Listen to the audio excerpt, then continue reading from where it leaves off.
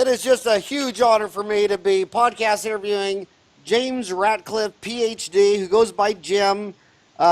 Jim is chairman and CEO of Rowpar Pharmaceuticals of Scottsdale, Arizona, makers of the CloSYS Oral Care System of toothpaste, oral rinse, and oral spray. CloSYS is dispensed by dental professionals in the USA, Canada, and Australia, and distributed nationally by Amazon, CVS, Walmart, Walgreens, and other major retailers. Jim is co-inventor of over 20 national and international patents and patents pending regarding the use of products containing stabilized chlorine dioxide, and is a national and international speaker on dentistry and higher education.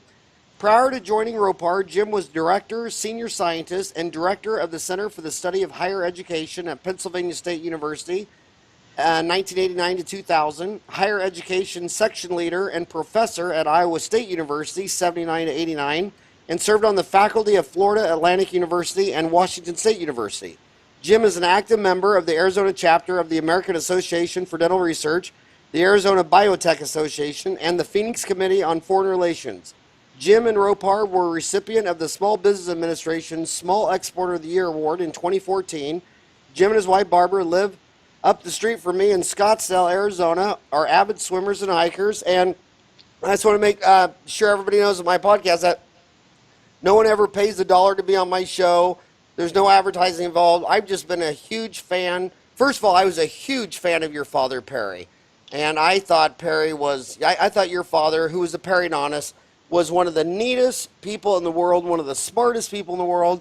And I also like the fact that when I opened up my practice in 1987, some 24-year-old punk-ass kid, and I called your dad up and asked him a bunch of perio questions. First thing he did is invited me to dinner and paid for it, and must have talked with me till, oh my God, we went to dinner at like 7, and I think we left the restaurant when it closed. I mean, he was just, God, I miss that guy. You know, growing up, I learned that, we'd have folks over to dinner like yourself, Howard, and I learned that 9 out of 10 people in this world were dentists, and the other 10th person was the patient. Yeah, I bet. But anyway, and so everything I know about dentistry, I learned around the dinner table. Well, you know what? I've been trying to. I was talking to your other common buddy Omar Reed the other day that there's so many classics like your father that they were pre-internet, and they're really not. They didn't really make it to YouTube or Facebook or whatever. And I'm trying to find a lot of the classics like your dad. And I want to start a section on Dental Town or just to get them digitized and thrown up on YouTube because, I mean, a guy like Jim, I think dentists 100 years from now should listen to what that guy had to say. Well, it's a good project to get underway. Absolutely. You got any old videos of your dad? I don't know that anything survived Super 8, to be perfectly honest. Survive what? Super 8, the old format that's cellular. Oh, VHS? Yeah. Yeah, but anyway, I'll look around. I'll see what I can find. Yeah, Omar keeps promising me that someday he's going to go out in his garage and look through boxes of old videotapes and make me a care package and deliver it to me. Well, both of those guys were sage on the stage for years and years, and there's videos of them individually and sometimes together, and they went forward and blazed the pathway early on for this company. Well, we'll talk about someone like Bob Barkley, who spent his whole career trying to go talk to dentists to start a hygiene department, and they would literally tell him, "I'm so busy doing full dentures, I don't got time for this noise." Who's got time for a hygiene department when I'm booked out a month in advance just doing dentures all day? And now you talk to these kids in dental school, they don't even know who Bob Barkley is. And someone's got to find a video of that guy and put him on YouTube or something.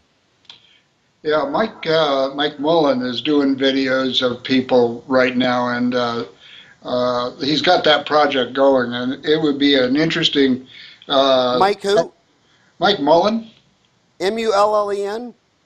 Yeah, I believe so. Yeah. He's part of AOSH. He's part of what? American Academy for Oral and Systemic Health. Okay. The interview guy. You talk to him much? We cross paths at meetings, yeah. Well, tell him to come on my show and talk about his project. you're on. Right on. So you're chlorine dioxide. I mean, you and your dad have been on this for forever, and it's just an amazing ingredient for an anaerobic bacteria. So talk about your roots. How did you you grew up with your dad Perry, Yeah. and and how did you go from the university world to swallowing the periodontal world and jumped on chlorine dioxide? Well, I'm a research guy. For 25 years, I was involved in running R&D centers at Penn State and Iowa State. Not anything to do with dentistry other than being part of Rowpar as a board member. And I would fly in for the meetings and so forth. I just got to interrupt you on one thing. Yeah, I wrestled all through high school, and all my boys started wrestling year round at age 5. We're just a big wrestling family, and those are the two greatest wrestling, Iowa and Penn State. And the only reason Arizona State University has been kicking butt for so many years is because they got the assistant coach from Iowa to come down to Arizona State University. And so now I love you even more that you're affiliated with the two #1 wrestling colleges. well, something about my dad. He grew up in Southern California, and you may know this story, so stop me if but he had a godfather, a guy named Paul Barksdale Dorr. And Paul was a wrestler, he was a lawyer, and he smoked cigars and was just outrageous. We would go over to his house, and he had me a book when I was 6 years old. He'd say, next weekend, come on back, we'll talk about this one. You know, it was just a really amazing, read Le Monde and Paris Match every day because he grew up in New Orleans. Really amazing. But he had all these pictures of his wrestling experience on the wall. So Now, when you were at Iowa and Penn State, did you know those were big wrestling schools? absolutely, absolutely, that was big time. Basketball in Iowa and wrestling in Iowa, and Penn State. Well, the football team until the last administration shot itself in the foot was a force to behold. You know. So what's your research telling you about chlorine dioxide? Well, where we've been going of late is we've been focusing on what's really needed in the mouth. And so bear with me. We start out, we say, okay, you put some toothpaste on your toothbrush, you put it in your mouth, and you start brushing your teeth. The patient is going to take 30, we'd love it if they do 2 minutes, right? But 30 seconds, we loved oral hygiene to stress the idea that it's not just getting rid of the bad flavor in your mouth, but that you're actually doing something good. Or you take oral rinse, the same thing. You know, maybe rinse for 30 to 60 seconds. Doesn't matter whether it's our product or somebody else's, it's got to go to work at that point in time, right? So whatever you put in the mouth, it has to go active instantly. Chlorine dioxide originally took time to activate. And by the way, there are others, and like chlorhexidine and CPC, don't go to work exactly instantly. So what we've been focusing on is the trigger action. You know, keep it in the stable in the bottle or the tube from the time it's manufactured to the time you're ready to use it. That's one trick. My dad wrestled with that, and then the second is, okay, when you put it in the mouth, what happens? So, and this is interesting, at least for us who are this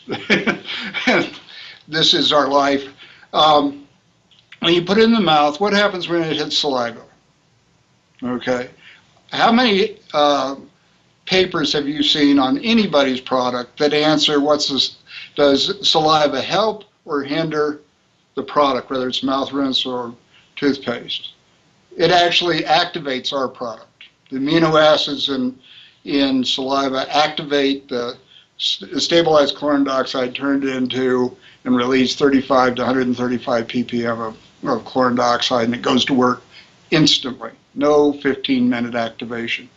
Second question is, okay, now you got it active, and you know that it actually goes to work and is not hindered by the mucins in saliva.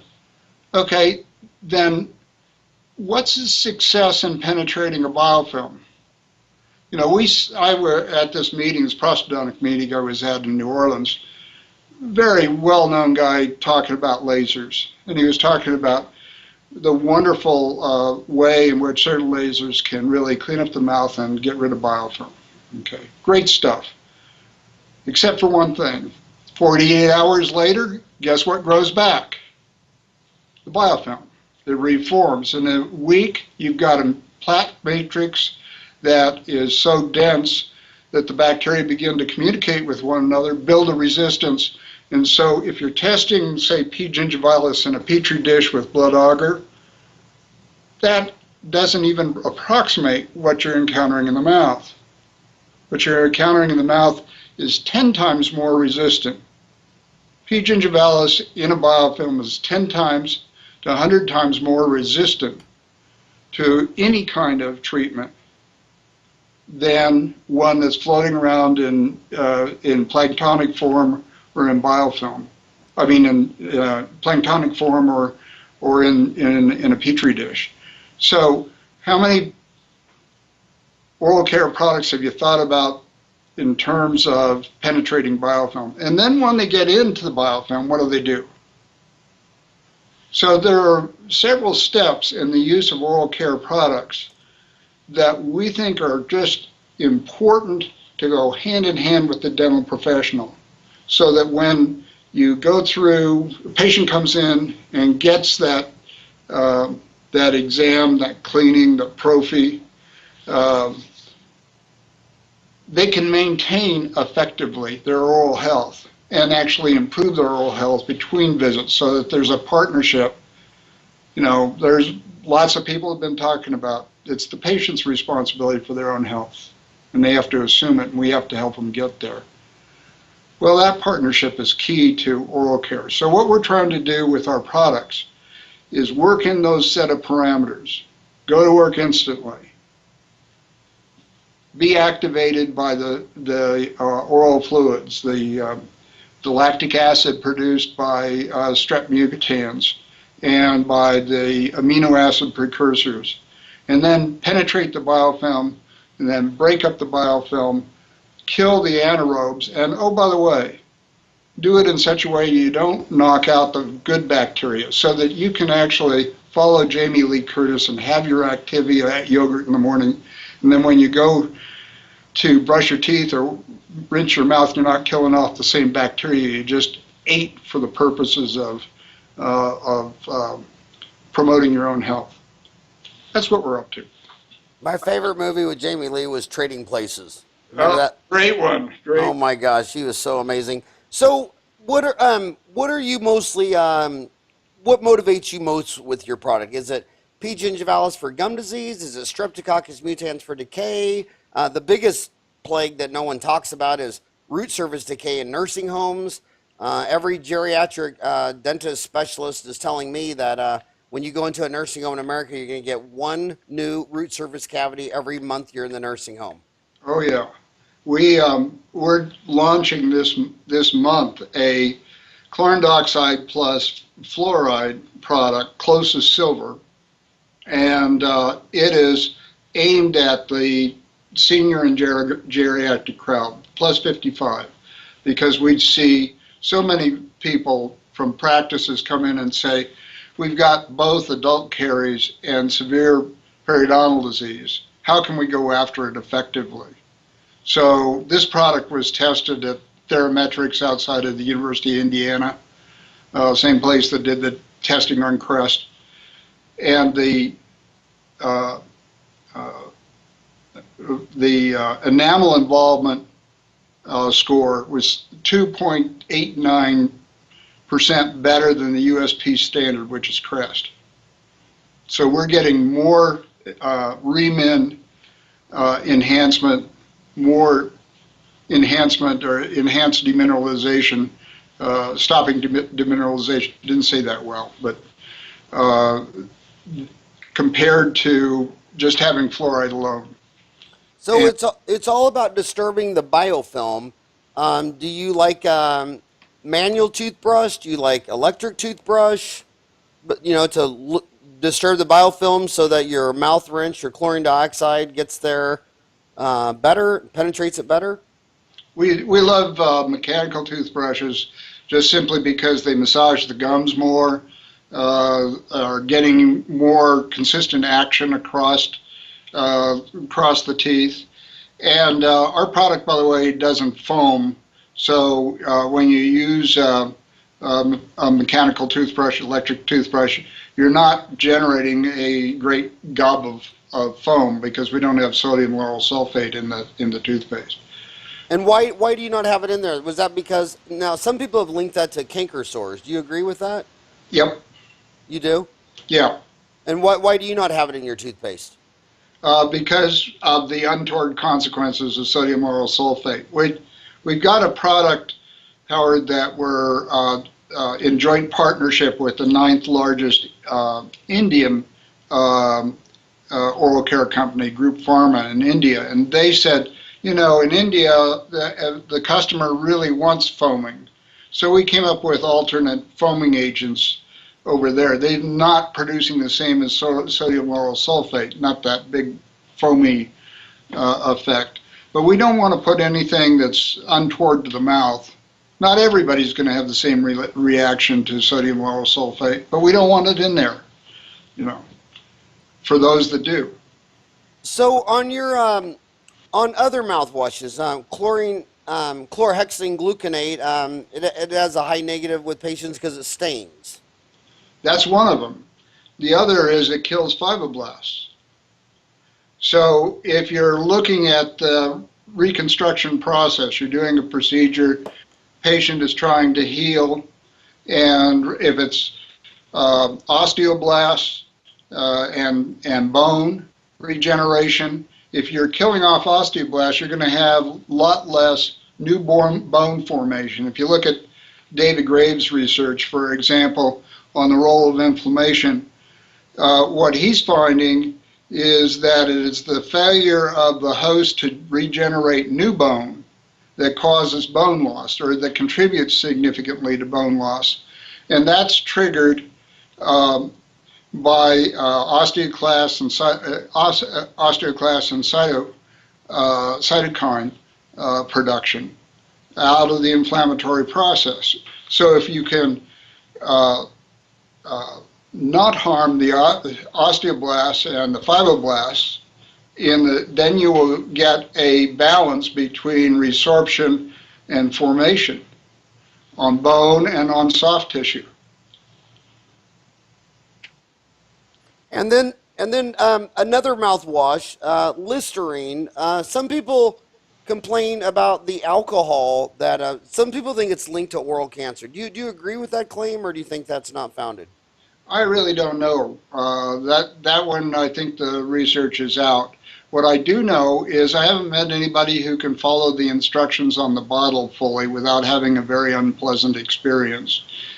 We know alcohol dries tissue and generates the volatile sulfur compounds, which are the nutrients for the anaerobic bacteria and for the bacteria that are associated with plaque formation, such as strep mutans.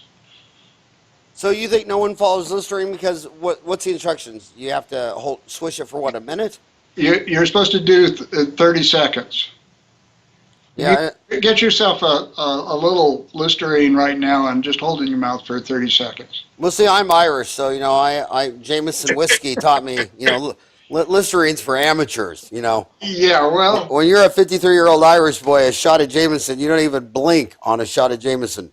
let me assure you, Listerine doesn't come close to Jameson.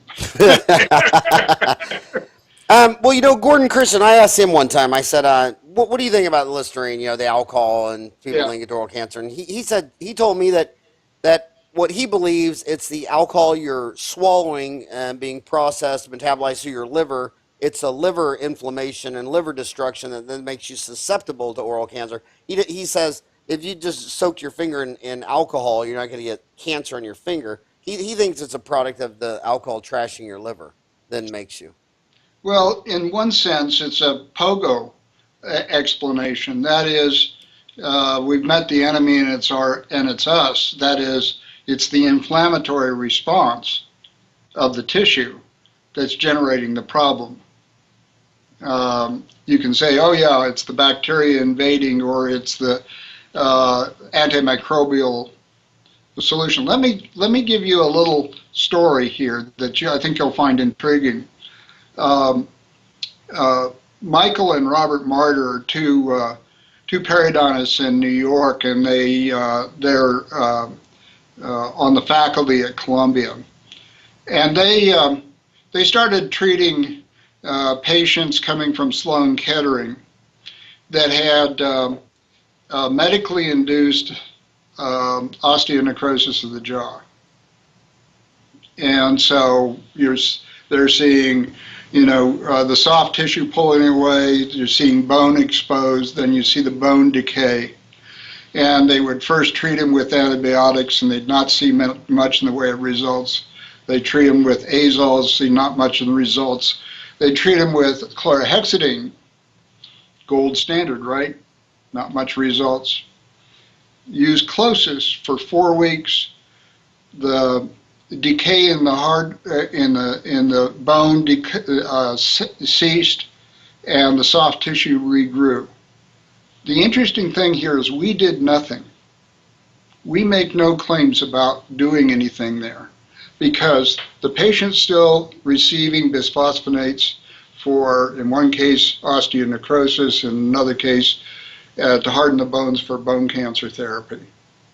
What we did do is we didn't kill off fibroblasts and osteoblasts. And that's powerful. I mean, that is really powerful stuff. We are just delighted when we find an application like that, just simply because we start out with the assumption, sort of the old germ theory, right? If we get a really great antimicrobial like chlorhexidine to kill everything in sight, wouldn't that be great? Not necessarily. What we want to do is maintain the oral ecology, homeostasis, oral biome, and we don't want any of these beggars to get out of hand and overgrow. And so we're seeing some really interesting, our products are now distributed by Novartis with Afinitor, which is a breast cancer, one of the big breast cancer chemotherapy agents. Why? Because it engenders oral mucositis. About a third of the people who are taking the drug develop severe mucositis.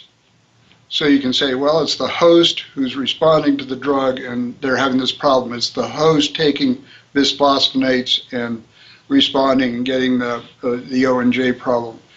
And if you can keep it clean, you can debride it, you can sanitize it, and you allow the tissues to grow back, hey, we're happy campers. So do you think mouthwash is part of your daily oral health care? Some people, some hygienists are big into that you need to use a tongue scraper. Some people say, well, if you're not going to use a tongue scraper, you're just brushing your smooth surface of your teeth, you should do a mouthwash because that's going to get your tongue and your tonsils and, all the soft tissue. What do you think about tongue scraping? What do you think about oral mouthwash? Are they interchangeable? Is it part of, daily regimen for kids, adults? Who do you think should be using? Well, I think everybody should be using a toothpaste and a mouth rinse, and I think you should brush a couple of minutes a day, and you should gargle with mouth rinse a couple times a day, ideally for a minute. And with our product, because it doesn't sting, stain, or burn, as you noted, you can actually, I put a mouthful of it in my mouth and climb in the shower, and a couple minutes later come out, because it basically is very pleasant to use. Those things are basic. The tongue is so porous, and Bob Werthlin at the University of California, San Francisco, did a bunch of research on the permeation of bacteria and fungi into the tongue, that it convinced me that scraping's a good thing. I'm not sure whether it is something that is easy to develop compliance amongst the general population. Could be wrong there. But I think it's sort of in my mind, along with flossing, a heavier lift in terms of getting patient compliance or home oral hygiene to really work in sync with what you're trying to do in your practice. You know why I bought your product first back in 1987? You know what made me buy it over the other stuff? Back when they came out with treating bad breath, they came out with a helimeter. Oh, And I bought this helimeter, and it was very interesting. And I did an experiment with myself and staff where we would not go to we would not brush or floss before we go to bed. Right before we go to bed, we'd go eat something, and then we wake up in the morning and we'd blow in that helimeter, and it'd blow about a 350, and it was measuring aromatic sulfur compounds. yeah. And then we would swish with different mouthwashes, and the alcohol-based mouthwashes would actually make it go up because they were, I don't, Sure. I'm not a chemist, but you would do a chlorine dioxide, and it dropped from 350 to under 50 in 1 minute. And so when we were doing bad breath, I don't know if the limiter is really necessary, because if the patient knows they have bad breath, I mean, it's kind of like you don't have to buy a machine to say, yeah, when you fart, it smells. You just assume if they come in and tell you they have bad breath, that they have bad breath. But chlorine dioxide was massively helpful in lowering bad breath. Do you agree with that or disagree? Oh, absolutely. That's probably the first noticeable result. That and just having an overall. Most of our customers say they feel like an overall cleaner mouth in about a week because they're not getting the film of the sodium lauryl sulfate and the other soap residue that you get with a lot of other products. But it's kind of a lost message, because when you talk to a dentist and it says, on their website, like, if you have bad breath, call. And I'll say, what do you treat bad breath with? Then you find out they've never even heard of chlorine dioxide being treated with for aromatic sulfur compounds for breath. It's kind of a lost message. Do you think so, or not really? Uh, I think that what we're trying to do is help people get well and stay well. And bad breath is a nice side benefit along the way. That's where we've been. Now, when you first started using the product, yes, absolutely, that's where Rowpar and CloSYS were positioned. It's a bad breath product, but it's so much more that it seems a shame to just sell it short and say, well, great bad breath product. Plus, it's in a marketing sense, it's a lot more competitive universe out there. There are a lot of other products out there that are designed specifically for bad breath, and God help them. Go get it, guys. It's interesting. I read a study of one of Mel Rosenberg's that said that if you define bad breath as volatile sulfur compounds tested chemically, it is about 18% of the population. If you use a helimeter like you were using, then it jumps up to about 25. Then if you ask how many people think they have bad breath, it's about 55. So there are a lot more people concerned about bad breath than have bad breath. But we know some that really could use some help, don't we? So I remember listening to his lecture back when I got into bad breath. Is he still lecturing on that? I think so. I don't know. When's the last time you talked to him? Oh, it must have been about four years ago. 4 or 5. Mel Rosenberg, right? Yeah. Oh my gosh, Ryan, that'd be a great podcast to follow Jim. Do you still have his email and all that? Let me see what I can do. I'm not sure, but let me see what I can do. Tell him if he wants to. We could make it so his followed you. There you go. Because like I say, that was my introduction to chlorine dioxide, was for aromatic sulfur compounds. That's how I got started. And then I'll remember Jim, your dad Perry. One day he was explaining. It was classic. He said, "I might be butchering this story wrong, but I'm pretty sure that's what he told me. This is back in like '87. He said, I was having a cocktail one day by my pool, and if anybody in Arizona has a pool, and you stop maintaining it, it turns to green soup, Yeah. really quick. And what are the only two things you put in the pool? You put in chlorine and acid. And he said every time you lower the pH by 1, the kill of the chlorine doubles. And he goes, anybody who can look at the bottom of a deep end should be using my product. And it just made sense. I mean, you're sitting out there having a gin and tonic, and you're looking at a swimming pool, crystal clear, and it's just from two ingredients. It's from acid, which is anything that donates a hydrogen ion, and chlorine, and nothing lives in that swimming pool. Is that how he invented it, or was he, or did I remember it wrong, or did he have too many drinks that night? No, you're not too far off. When I was in high school, Howard, I started a swimming pool company, and we discovered a powdered form of swimming pool treatment and bought it at Food and Machinery Corporation out of Oakland. And then at this stage, I'd probably be arrested because I'm walking around with a bag of white powder, knocking on the front doors of houses saying, would you like to use this instead of your big bottle of bleach, to dump in your swimming pool.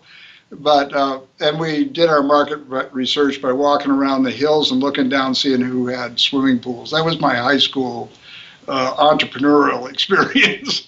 But so early on, the chemistry in the Ratcliff family regarding obviously there's a big difference between bleach and chlorine dioxide. Bleach produces trihalomethanes and is kind of nasty to put in your mouth.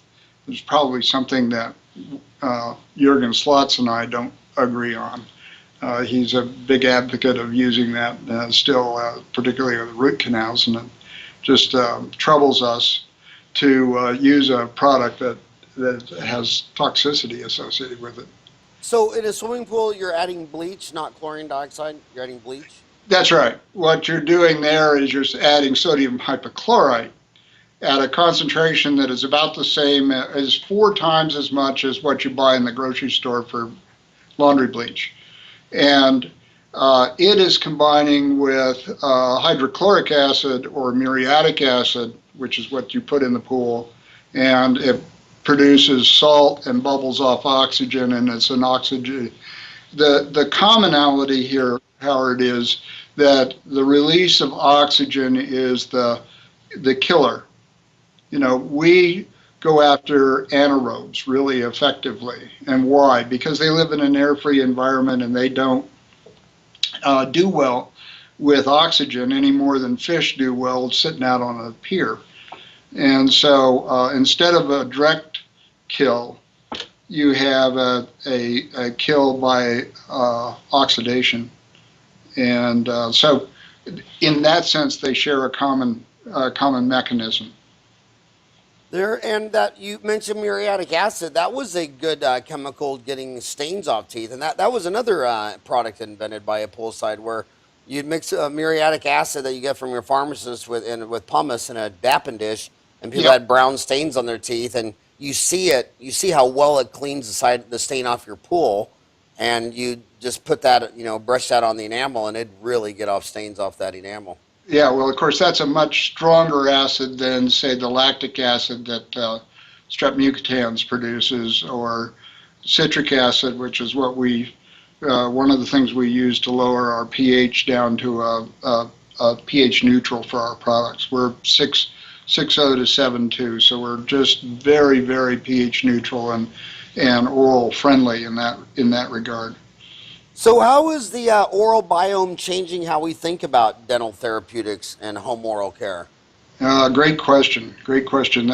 I think of 2 things. The first thing is the point I made earlier, which is we start out with the notion that every bug is a dead bug is a good bug. No bug is good unless they're dead. To a notion that we're never going to get all 800 bacteria in the mouth, nor would we want to, because some of them help with digestion, some of them actually help in a preventative process. What we want to do is keep homeostasis, keep the oral biome in a balance, in an ecology. And so most of the oral care products were developed under the bug theory. of kill them all and kill them now, which is, you're never going to do that, first of all. And then secondly, if you did, what would be the consequences? Wouldn't be pretty. That I think is the first walk away from it. The second walk away is the oral systemic connection.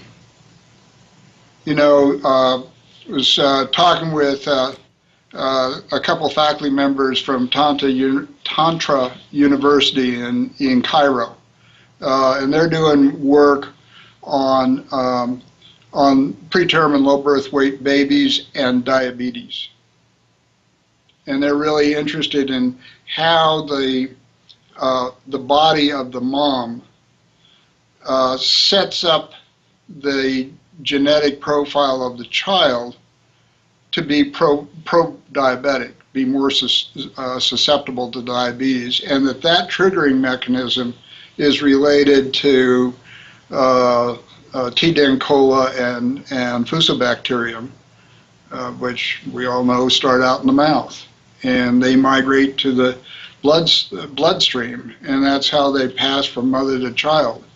And so those kinds of things, I think, are the message of the oral biome. That is, dentistry isn't severed at the neck from the rest of medicine, but is integrally connected.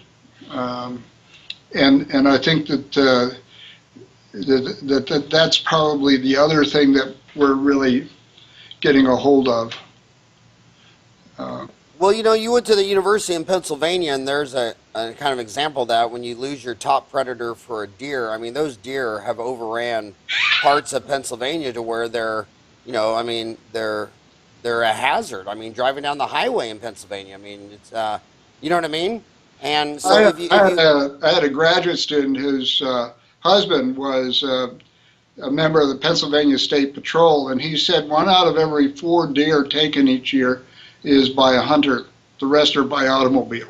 Yeah, and so that's a classic example that in the old day you wanted to kill all your bugs. I listened to a phenomenal lecture about that one of the number one transplant now is fecal matter transplant, because it was a lady doctor in Australia. This poor kid had chemo, and his GI tract was just a mess, and he cried when he pooped, and it was all raw and all that. And she just got the idea, and she had the mother defecate in a deal, and gave him a fecal matter transplant and repopulated the lower intestine with his mother's healthy bacteria, and the kid instantly healed up, and everybody thought she was a quack. And I thought that was interesting how it was also in Australia where they realized that us surgically removing ulcers in the stomach was crazy, that it was actually a H. pylori bacterial infection. So yeah, so have you been reading some of this about fecal matter transplants to restore the biome? I'm equally fascinated with the Stanford study of gut bacteria and antibiotics, where people were given an antibiotic course, and then their fecal matter was examined over, I believe, 4 years. And the bacterial composition of their gut bacteria never recovered. Yeah. Original profile. We've been playing with fire with antibiotics for a long, long time. And what I don't understand about antibiotics is, growing up in Kansas, 90% of the antibiotics made in the United States are given to cattle, horses, chickens, because when they start taking these antibiotics, it fattens them up. It changes their gut biome, and it fattens them up. And Americans are 5% of the planet population. They take half the pills, and we have the most obese population out there. And I always wonder how much of this could be related to antibiotics, because you talk to a lot of highly intelligent, overweight people that are obese, like myself, who've been on diets half our lives, and there's something more to it. Yeah. Even when you talk to these PhDs and obesity, when some person just says, well, you should quit snacking, it's like they don't even get it. I mean there's more to obesity than just food in, food out. Well, and I would love to see us, McDonald's actually raised the bar somewhat on feedlots in terms of use of antibiotics and the amount of time that the cows were standing in their own fecal matter before they were slaughtered.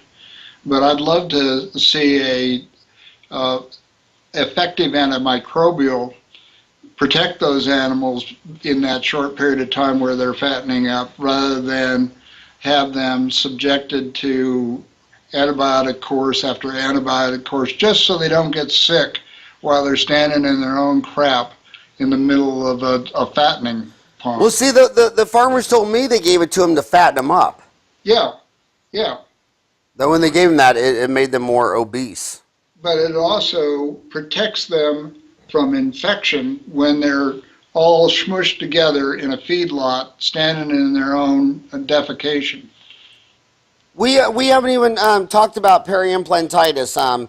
The baby boomers, in my career from 87 to now, the baby boomers were the big thing, and their big thing was going from silver fillings to tooth colored and tooth whitening and tooth bleaching. But now they're retiring 10,000 people a day. That's why placing implants is just huge. It's exploded.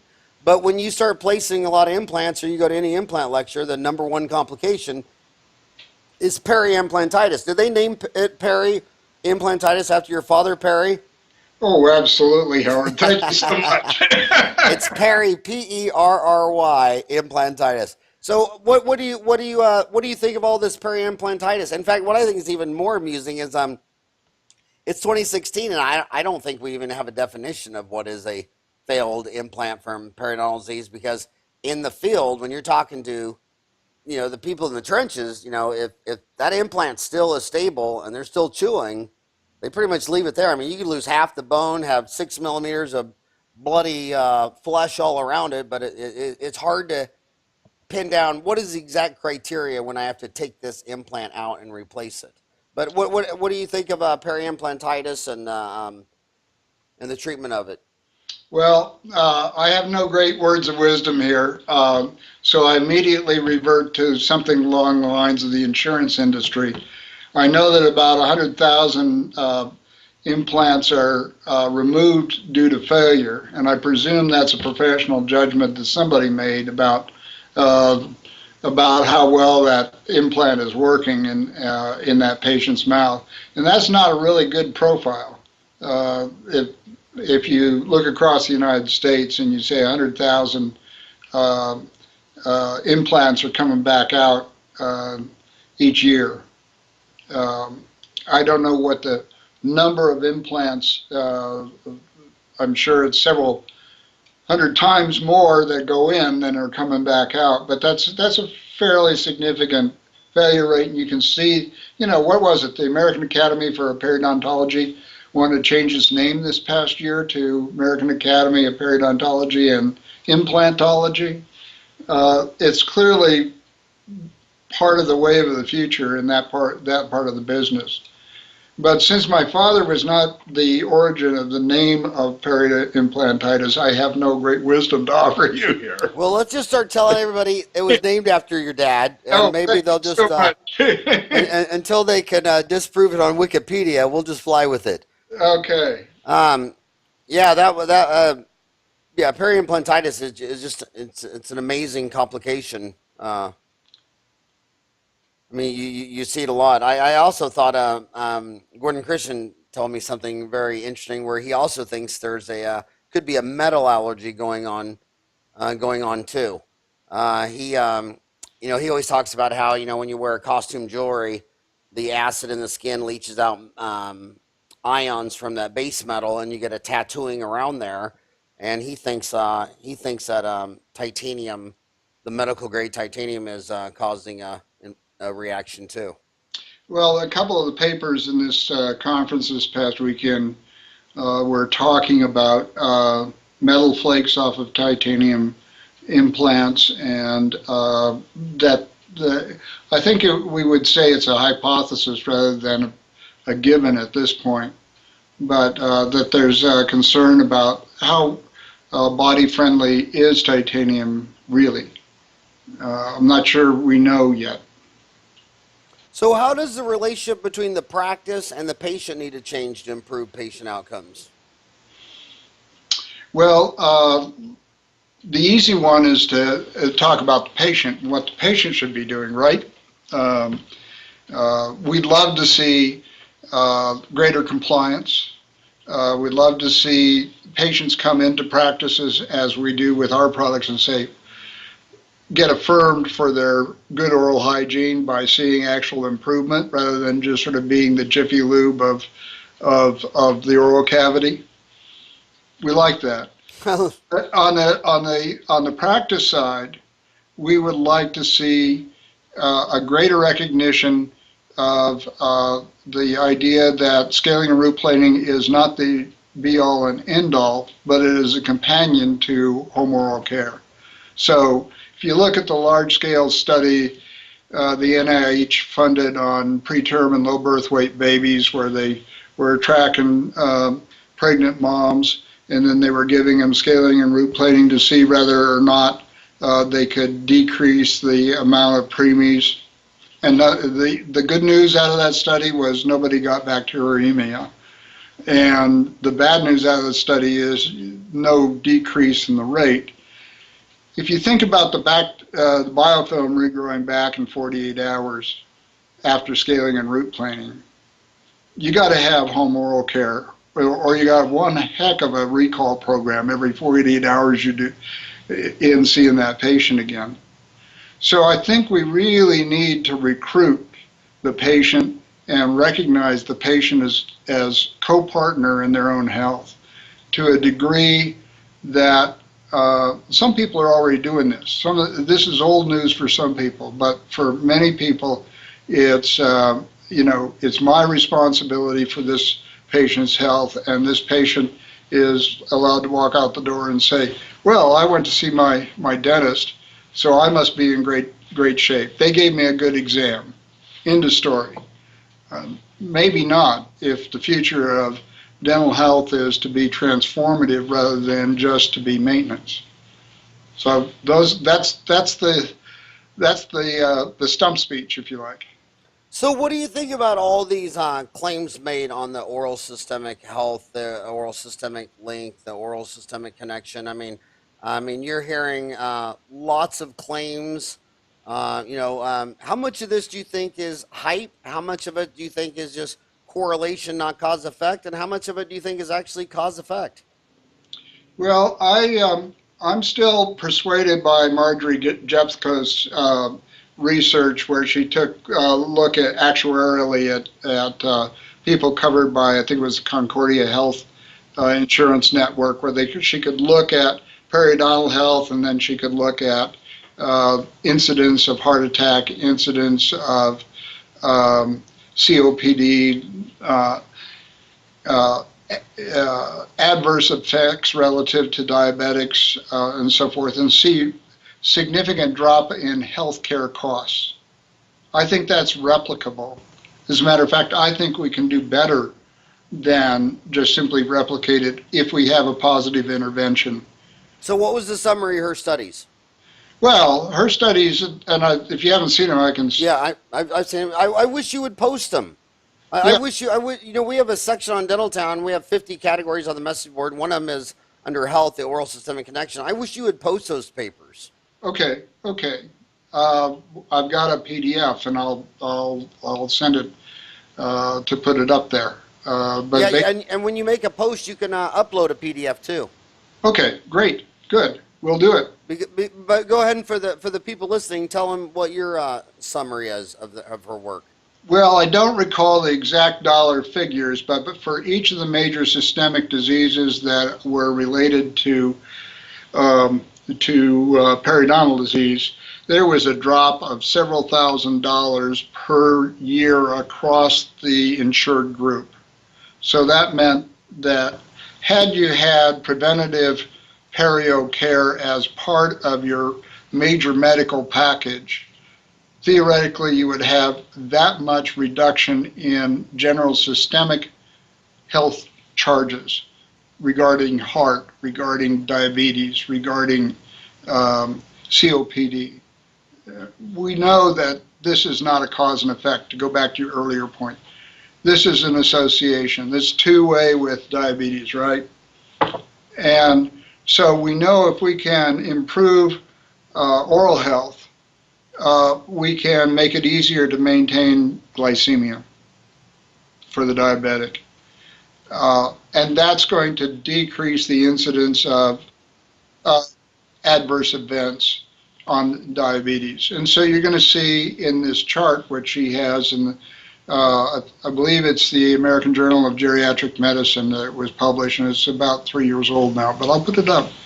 You'll see across the board several $1,000s. Now, how do we convince the insurance companies that they should be looking at dental as part of the overall health package, and that they can actually reduce healthcare costs by supporting a comprehensive program of dental health, of oral health? That I think is a real challenge. Some of the insurance companies that I talk to are paying a lot of attention to the Jeffcoat study and to others that have followed on it. And what's the name of that lady? Marjorie Jeffcoat. Do you know her? Yeah, former dean at Penn. Really? Yeah. When you post that on Dental Town, email her and email me the link to it, and that'd be neat to meet her. Okay. My email is howard@dentaltown.com, but when you post on Dental Town, there's a little post above the thread that says forward, so you could forward the post to her and me, and yeah, I would like to meet her. In fact, that'd be a great podcast too. Yeah, and she said that she's had lots of phone calls from insurance companies. I don't know what that means. I would, if I were an insurer, I would like to see something like that happen. Well, I mean, I know what it means. Money's the answer. What's the question? I mean, that's what insurance does. They charge a premium, and they have to have an actuarial risk analysis of paying claims. And so if they think they could save money by upping the dental periodontal treatment, and that would lower the cost back end with other disease claims, they'd be all ears on that. Here's a real challenge to us in our field. If we could figure out a protocol that could actually reduce the incidence of preemies and low birth weight. In LA County this year, there'll be 20,000 women on Medicaid who are pregnant. 1 in 4 will have a preemie. The cost to Medicaid is $500,000 per baby. Oh my God. You can buy a whole lot of oral care for $500,000, right? My God, you could buy a house where I live. But I live in Port Phoenix. You live in the rich Scottsdale area. Oh, hey. I can't afford to get up where you live. I would be sitting there across the table from you, my friend, if I didn't need a visa to get into Ahwatukee. Hey, but what we were saying earlier about, what does the practice need to change? What is the patient needs to get involved in the outcome? I'll never forget the most stunning thing that I see, and I see them all the time, is when I opened my practice like 30 years ago, there was this guy who smoked several packs a day for 40 years, and he got emphysema, COPD, and all this stuff. And his wife never had a cigarette ever, but she never exercised, whatever. And so this guy started a routine where he was going to walk around the this 3-mile loop, and we call it the Elliott Warner Loop. And he'd stop by my practice. I told him he could always stop by. He asked, if you need to go to the bathroom or get some water, whatever. But so he started walking that every morning and every night because he had emphysema and COPD. That guy is still alive 30 years later. I always see Jerry out there walking his loop. But his wife, who never exercised, she died a decade ago. So here's a guy, because a lot of times you see people with COPD and they're in an electric wheelchair and they got an oxygen tank in their nose and all that stuff. And he wasn't going to have anything to do with it. He just said, I just need to exercise. I need to move. And he just got in rip-roaring shape, and now he's got to be in his 90s. Mm-hmm. And even when it's 100 degrees out in Phoenix, like it was 120 a couple days ago, and that guy, if you're out there at 5:30 in the morning, you'll see Jerry. I mean, yeah. So how was okay? You got 2 websites.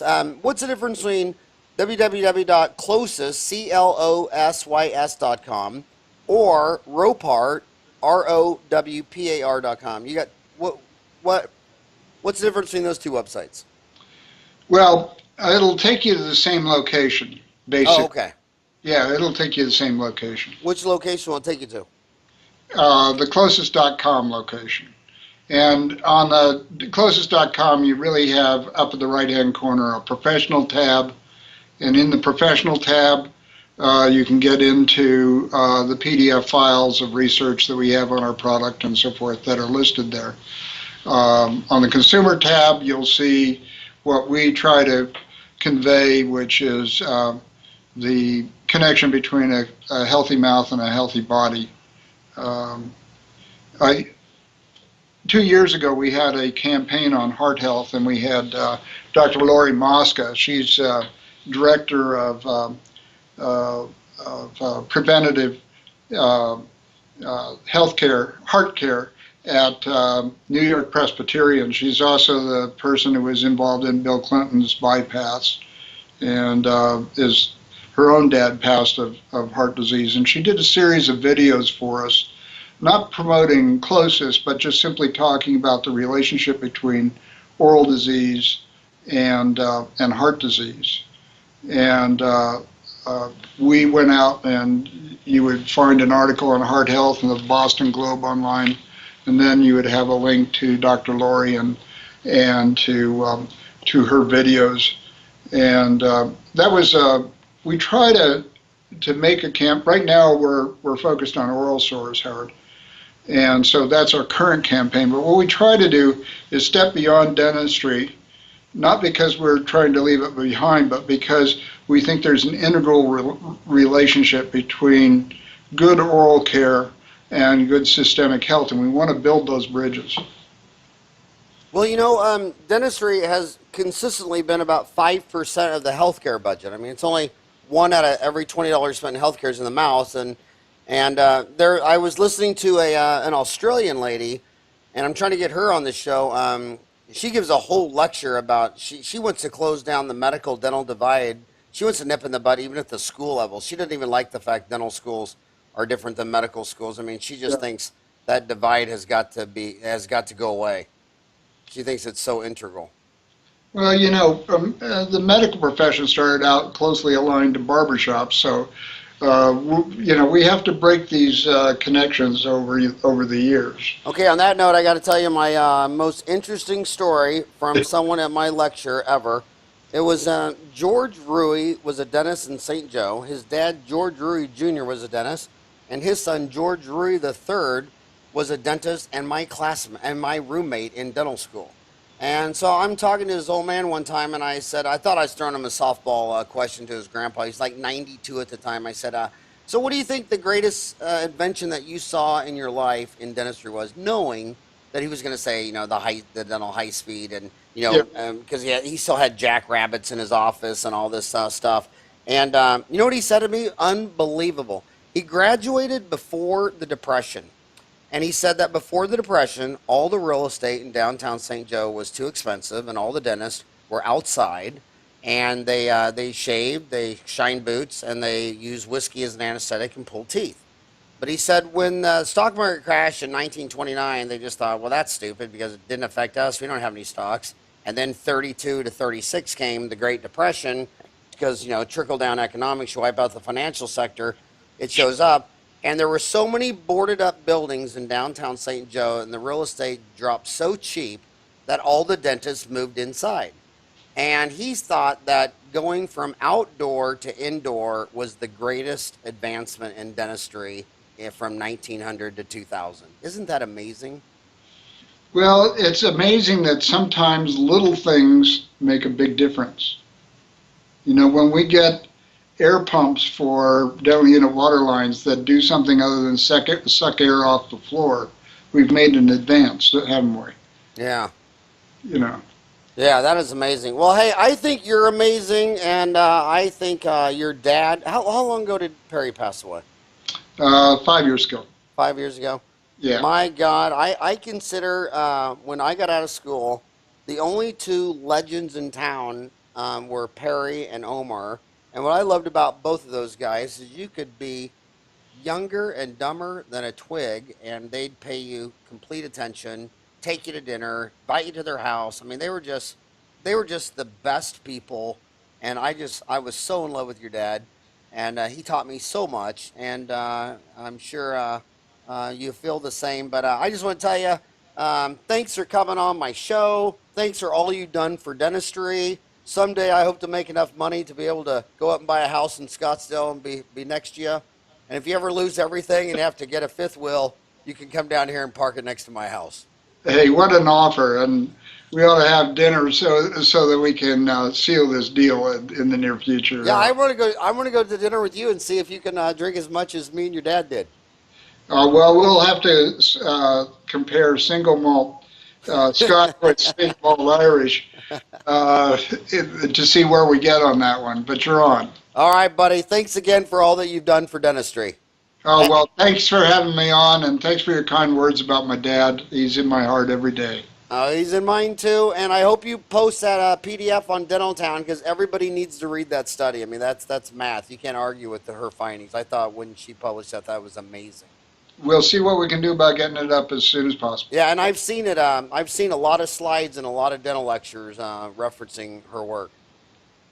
Well, I think you'll find it interesting. All right, buddy. Have a great day.